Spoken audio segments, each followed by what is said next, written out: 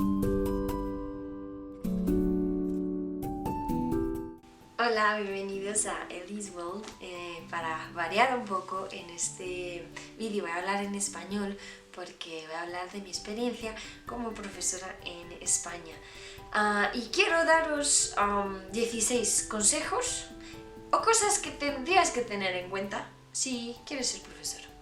¿Vale? Voy a empezar con número 1. Número 1. Ten en cuenta que hay muchísima competencia, ¿vale? Hay muchísimos profesores de inglés, hay mucha gente que está muy bien preparada, hay otra gente que no está tan bien preparada, pero hay muchos, ¿vale? Y hay mucha demanda, ¿vale? Entonces, he buscado en internet y creo que hay como 10.000 academias solo en España. No sé si era España o solo Madrid, pero son muchas, ¿vale? Y si simplemente vas por las calles, ves por todas partes academias de inglés. Y en todos lados te dicen que quieren profesores de inglés, ¿vale? Entonces, el profe es un poquito desechable, ¿vale? No hay mucha lealtad hacia el profesor y puede encontrar así de rápido otro profe. Número 2. Mi idea con este vídeo ha sido que si tú eres estudiante, estás en bachillerato y estás pensando en ser profesor y tienes las mejores intenciones del mundo, que tengas en cuenta estas cositas, ¿vale? Antes, sácate después de bachillerato, esto es mi consejo hacia ti, mi consejo siempre, sácate el certificado C1 o C2 de inglés o de cualquier idioma si quieres ser profe de otros idiomas. Con estos dos certificados, alguno de ellos, puedes empezar a ser profe, ¿vale? Las academias te van a contratar, quizás con un poco más complicado si no tienes experiencia, pero te van a contratar, ¿vale? Aunque no tengas experiencias, con tener el certificado van a cogerte a ti antes que a una persona que quizás tenga un poco más de experiencia que tú, pero no tenga un certificado de inglés. Bien. Número 3. Mi consejo es que tengas un poco de experiencia de trabajo, ¿vale? Y que es mejor que trabajar en academias, ¿vale? Quieres ser profesor, entonces tendrías que tener una idea de cómo es ser profesor. Entonces, yo esto lo recomiendo ya para todo el mundo. A mí nadie me aconsejó esto antes de entrar a la universidad. Tuve problemas después para encontrar un buen trabajo, pero yo siempre intenté tener un poquito de experiencia. Nada más con tener 18 años encontré de auxiliar de secretaria en algún sitio, ¿vale? Para saber cómo era. Entonces, si tu sueño es ser profesor, si tú tienes ese sueño, trabaja en una academia, tómate un año de descanso, la universidad no se va a ir a ningún lado, vas a tener más madurez cuando entres en la universidad y más perspectiva de lo que tú tengas, ¿no? Vas a saber qué es tener un horario, qué es tener un contrato, qué es tener un sueldo. Podrás irte a sitios, podrás ahorrar dinero para estudiar en una universidad que de verdad te hace ilusión y que tenga un muy buen programa, o quizás incluso estudiar, ¿no? Tener esa nota en selectividad que no te has podido sacar y hacer otra vez selectividad. Entonces, hoy en día hay un montón de jóvenes que tienen muchísimos estudios pero cero experiencia. Entonces, cuanto antes empieces a trabajar, desde los 16 años yo lo recomiendo, en cualquier cosa empieza, porque esa experiencia no te la quita nadie y porque siempre después puedes empezar a estudiar. Es mucho más fácil dejar un trabajo y empezar a estudiar que dejar de estudiar y empezar a trabajar. Entonces ese es mi consejo. No tienes por qué ser profesor, pero simplemente para cualquier trabajo, ¿vale? Quizás un profesor está en una de tus opciones, pero quieras ser lo que quieras, trabaja de ello un poquito antes, ten una idea un poquito de qué es y después empieza a estudiar. Y creo que se está haciendo eso al revés en este país y yo lo tuve que hacer al revés y la verdad es que me habría gustado tener la experiencia que tengo ahora y elegir otra carrera. De verdad que sí, os lo digo. Entonces por eso estoy haciendo este vídeo. Vale, ahora voy a hablar de número 4 y 5, bueno, un poquito de la mano, ¿vale? Cómo es trabajar en colegios y cómo es trabajar en academias. Voy a empezar por cómo son las academias, ¿vale? Entonces, los contratos son muy... ¿vale? Te contratan en septiembre y después te despiden básicamente en junio. Después te dan un finiquito del que más o menos puedes vivir si has ahorrado todo el año. En julio y en agosto puedes vivir un poquito de ello y ya te volverían a contratar en septiembre.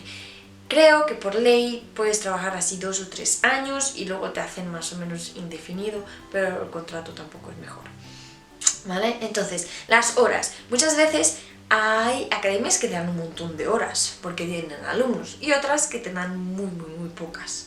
Entonces, pues ahí puedes estar viviendo con 500 euros o 1000 euros, ¿vale? Más o menos una buena academia te da 12 euros la hora si tienes suerte. Otras a veces te dan 16 si eres autónomo, pero claro, luego tienes que pagar lo de ser autónomo y demás. Entre horas no tienes descansos, ¿vale? Así no es, en los colegios no es así, pero en las academias normalmente una clase se va, la otra entra, una clase se va, la otra entra. No tienes ni siquiera 5 minutos para tomarte algo, para ir al servicio o para cualquier otra cosa. Entonces, es un trabajo muy intenso, ¿vale? Yo trabajo 6 horas seguidas, lunes y miércoles, y termino muy tarde con horarios muy pesados y te cansa y después de un día así, pues el día siguiente te cuesta recuperar todas esas fuerzas, ¿vale? Después, las metodologías van de la mano con las franquicias. ¿Por qué digo esto? Si dependiendo a qué academia vayas, te van a decir que tienes que enseñar de una forma y una otra forma. Entonces, no tienes tú mucha libertad, ¿vale? Academias son muy rígidas. En los colegios, pues un poquito sí, porque ya eres profesor y todo demás, pero bueno, es diferente, ¿vale? Igual, en los colegios tienes un contrato que es un poco más estable y, digamos, de por vida si eres ya que has opositado y todo demás, ¿no? Pero es muy diferente, ¿vale? Colegios y demás. Después, te evalúan a ti, ¿vale? Tú no eres el único que evalúa. Entonces vienen a verte, te graban las clases, te dan notas, te dicen que tienes que mejorar, qué cosas tiene que hacer mejor y siempre están encima de ti. Los primeros años muchísimo más que los siguientes, ¿no? Si ya llevas un año en la academia, pues son un poco más flexibles porque ya sabes un poco cómo funcionan las cosas y cuáles son las consecuencias si no funcionan las cosas, ¿vale? Luego, pues eso, no hay mucha lealtad, ¿vale? Tú como empleado ves que el jefe tampoco le importa mucho, son muy majos, sí, pero al fin y al cabo lo que les interesa es que ellos ganen dinero, que tú ganes dinero, que todo el mundo esté contento, pero no es una empresa en la que tú digas que, sí, aquí todo el mundo está ilusionado por el proyecto y les encanta trabajar. La mayoría de los profesores pues están hartos, ¿vale? Entonces, eso es un poquito. En colegios, número 5, en colegios es un poquito diferente, ¿vale? Tienes muchísimos alumnos, lo que no mola, porque ya tienes que corregir un montón de exámenes y demás. Y claro, la disciplina además varía, el tipo de clases varían, pero bueno, tienes un poco más de libertad, puedes hacerlo un poco más a la antigua. Las academias son experimentan mucho y hacen muchísimas metodologías nuevas y todo demás. Entonces, en los colegios es eso, tienes un poquito más de libertad, pero tienes muchísimo más alumnos. Y luego, pues también lo bueno es que puedes trabajar de mañana. Las academias siempre suelen trabajar de tarde, muy pocas trabajan de mañana. Entonces, y normalmente tienes... en los colegios tienes un grupo de edad que es el tuyo, ¿vale? Y tú te has preparado te has opositado para ser profe de primaria. Pues tienes un rango de edad que tú has preferido, pero las academias te dan desde bebés hasta adultos, ¿no? Entonces, pues ahí también varía un poco, ¿no? Entonces es eso, cosas que tú puedes tener en cuenta antes de empezar a trabajar en una academia o en un colegio, ¿vale? En un colegio normalmente te piden máster, universidad y todo lo demás. Y número 6, quiero hablarte de las horas extras, ¿vale? Una mosca. Bien, a ver, para cualquier trabajo normalmente, si vives en una gran ciudad, tienes que pensar que vas a hacer un montón de tiempo en el trayecto, ¿vale? Trayecto casa-trabajo. Normalmente, yo por donde vivo, siempre tardo 1 hora para ir a cualquier sitio. Entonces ya son 2 horas de trabajo. 2 horas perdidas de tu vida que simplemente las gastas para ir al trabajo.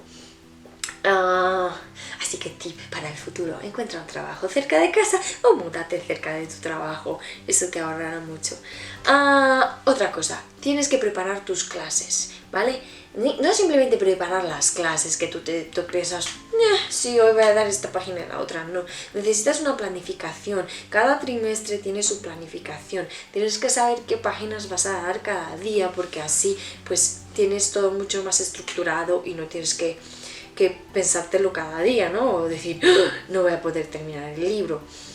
Eso es algo que todos los profesores tienen que aprender a hacer, la planificación del curso, y normalmente se hace por trimestres. Y luego, cada día, yo al principio cuando he empezado, tardaba casi 4 horas cada día, y te lo prometo, cada día, en plan, podía trabajar 6 horas, 4 horas más en casa. Yo me estaba preparando mis clases, más cuando tienes adultos, cuando tienes adolescentes, que tienes que estar muy pendiente para que no se aburran, para que estén muy entretenidos y todo lo demás. Cuando tu empresa te dice que tienes que hacer las clases amenas, que tienen que ser con juegos, con conversación, con manualidades para los más pequeños, entonces es muchísimo tiempo, mucho tiempo. El segundo año, este año ya he mejorado, puedo tardar 1 hora y media en preparar el día a día. A pesar de que tú te sepas ya todo lo que vas a dar, a pesar de que sea algo que ya te lo has visto, a pesar de que ya has dado esa clase el año pasado igualita, siempre vas a tardar. Simplemente por coger los materiales, ponerlos en su sitio, vas a tardar tiempo.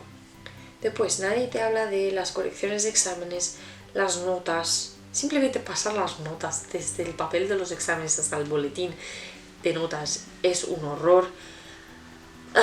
Muchas veces, muchas academias, depende de cuáles, te piden que escribas comentarios personificados para cada alumno, no vale copy-paste para nada. Entonces son horas y horas y horas y horas que nadie te paga.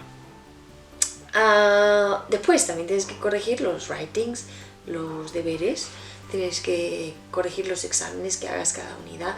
Entonces es muchísimo trabajo en casa. Aunque tú tengas 20 y tantas horas a la semana trabajando, te aseguro que va a ser como una jornada completa al final de la semana. Entonces tú tienes que poner prioridades, porque si no, no vas a tener vida social.